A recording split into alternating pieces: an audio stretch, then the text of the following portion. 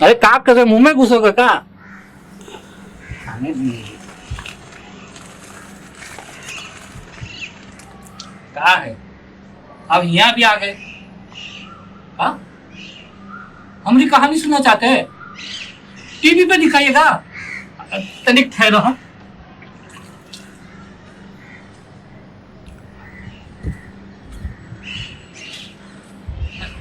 सुना है? कुछ महीने पहले तक सब सही चल रहा है। हाँ मतलब अभी भी सही चल रहा है, लेकिन जिनके पास पैसा है उनका ही। अरे अम्मा, हम रो नहीं रहे, बता रहे हैं। हाँ, वो हमारी अम्मा है, बीच बीच में पूछते रहती है, बिटवा रो तो नहीं रहा ना, हम हूं तुम्हारे साथ। हम कहा थे? हाँ, सब सही चल रहा था, लेकिन जिनके पास पैसा है उनका ही। जब से ही महामारी आई है ना, ये कोरोना वायरस का है वो, ये जब से आया है ना तब से सब गलत हो रहा है। मतलब सब गलत हो रहा है। गलती से याद आया, हम ना चित्र बना रहे थे और हमसे गलती हो गई, हम रोने लग गए। हमारी अम्मा कही क्या हुआ? हम कहे गलती हो गई। अम्मा बोली चलो अच्छा है, तुम्हें अपनी गलती का एहसास तो हुआ, अब गलती सुधार लो, चित्र अच्छा बन जाएगा। तब हमारी समझ में आया गलती को सुधारा जा सकता है। गलती तो हुई है। अब हम खड़े रहकर सुनाए का? अगला जो है खड़े रहकर सुनाते हैं। तो कहते हैं हाँ, गलती तो हुई है। अब देखो ना, लॉकडाउन करने से पहले ये लॉकडाउन की वजह से जो तकलीफें होने वाली है ना, उनका समाधान ढूंढना चाहिए था। हाँ, और फिर करना चाहिए था लॉकडाउन, है ना? गलती तो हुई है।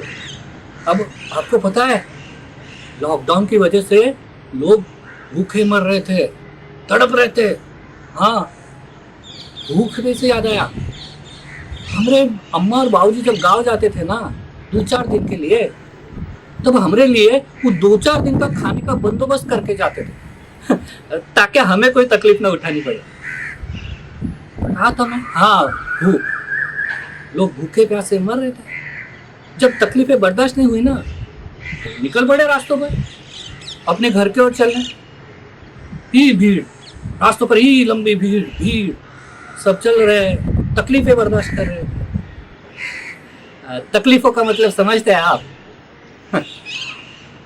तकलीफ से याद आया, हम जब स्कूल में थे ना, 8वीं या 9वीं कक्षा में थे, तब हमारी माँ ने हमें एक सीख दी थी। कहा था बिटुआ, कोनो तकलीफ में हो ना तो उसकी मदद जरूर करना। लो, अम्मा की सीख हम कैसे भूल पाते? वो जो रास्तों पे तकलीफें झेलते हुए चल रहे थे ना सब, हम चले गए उनकी मदद करने। हाँ, अपनी टैक्सी निकाली और जिनको जहां मुमकिन हुआ वहां छोड़ आए। पुलिस ने हमें पकड़ भी लिया था, इतना पेला कि हमारी पीठ और पिछवाड़ा एक कर दिया। बोलो अगले दिन अम्मी हमारी पीठ पर मरहम लगा रही थी और हमारी आंखों की तरफ देख रही थी। तब हम रो रहे थे। हमारी अम्मा देखकर बोली, बिटवा रोना नहीं, हम हूं ना तुम्हारे साथ। अम्मा को लगा कि हम पुलिस की मार की वजह से रो रहे। बताओ, दरअसल हम जो रास्तों पे चल रहे थे ना, तकलीफें उठाते, उनकी तकलीफें बर्दाश्त नहीं करते। उन तकलीफों में देखकर हमें रोना आ गया। तकलीफों का मतलब समझते हैं आप? जानते हैं क्या होती है तकलीफ? अरे एक बाप अपनी बिटिया को ऐसे लेके रास्तों से चल रहा था, कड़ी धूप में, तकलीफें उठाते, चल रहे। बीच में बिटिया उठी, बाबू की तरफ देखने लगा। बिटिया ने पूछा, बाबा घर आ गया? वो बाप के पास कोनो जवाब नहीं था। बिटिया के सवाल पर जवाब न होना वो होती है तकलीफ। फिर हम भीड़ में चलते रहे। एक गर्भवती महिला उस भीड़ में चली जा रही थी। रास्ते पे चलते चलते रास्ते पर ही उसे अपने बच्चे को जन्म देना पड़ा। रास्ते पर बच्चे को जन्म देना वो होती है तकलीफ।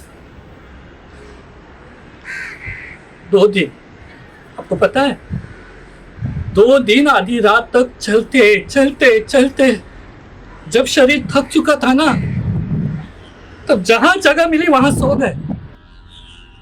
और उस थके हुए शरीर पे से जब ट्रेन चली गई ना,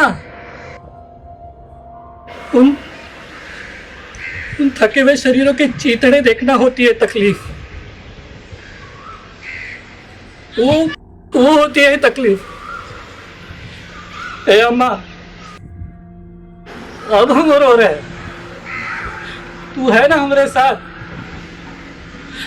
टीवी वाले भाई साहब, उस दिन उस पटरी पर इंसान नहीं मारा था, इंसानियत मरी थी, इंसानियत।